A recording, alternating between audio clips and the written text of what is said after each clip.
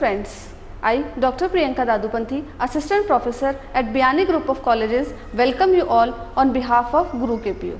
Today I am going to deliver a lecture on animal cloning. Animal cloning का मतलब होता है किसी भी एनिमल का क्लोन प्रिपेयर करना। तो सबसे पहले हमें क्लोन के बारे में जानना होगा कि क्लोन होता क्या है। क्लोन वास्तव में किसी दूसरे एनिमल की एक जेनेटिक कॉपी होता है। एनिमल क्लोनिंग के लिए बहुत सी चीज़ों को ध्यान में रखना इम्पॉर्टेंट होता है। एनिमल क्लोनिंग के लिए सबसे इम्पॉर्टेंट चीज़ होती है कि किसी भी सेल में से जो भी अपन फर्टिलाइज्ड अनफर्टिलाइज्ड एग लेते हैं उसमें से न्यूक्लियस को रिमूव किया जाए।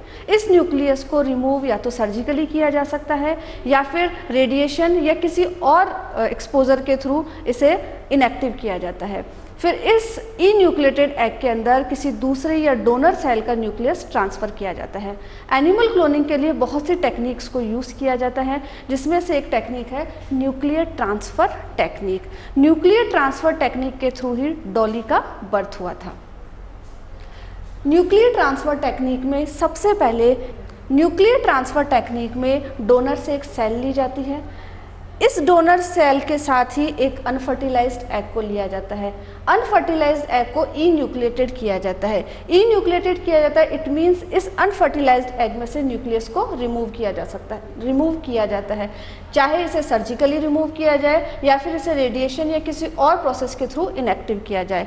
जब न्यूक्लियस इस अनफर्टिलाइज्ड एग में से रिमूव हो जाता है तो अब इस एग को इन्यूक्लिएटेड एग कहते हैं।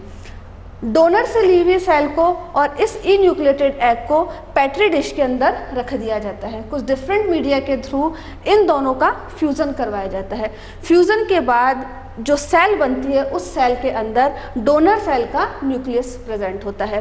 कुछ टाइम बाद इस जो डोनर सेल में जो न्यूक्लियस होता है ये डोनर सेल डिवाइडिंग होना स्टार्ट कर देती है। बहुत सारे डिविजन्स के बाद में एक एम्ब्रियो का फॉर्मेशन होना स्टार्ट हो जाता है। जब एम्ब्रियो का फॉर्मेशन हो जाता है तो इस एम्ब्रियो को 6 से 8 दिन तक इसमें ग्रोथ होने दी जाती है और 6 to 8 डेज का जो एम्ब्रियो होता है इस एम्ब्रियो को किसी दूसरी मदर के यूट्रस के अंदर ट्रांसप्लांट कर दिया जाता है। जिस मदर के अंदर इसको ट्रांसप्लांट किया जाता है उसे सरोगेट मदर कहते हैं।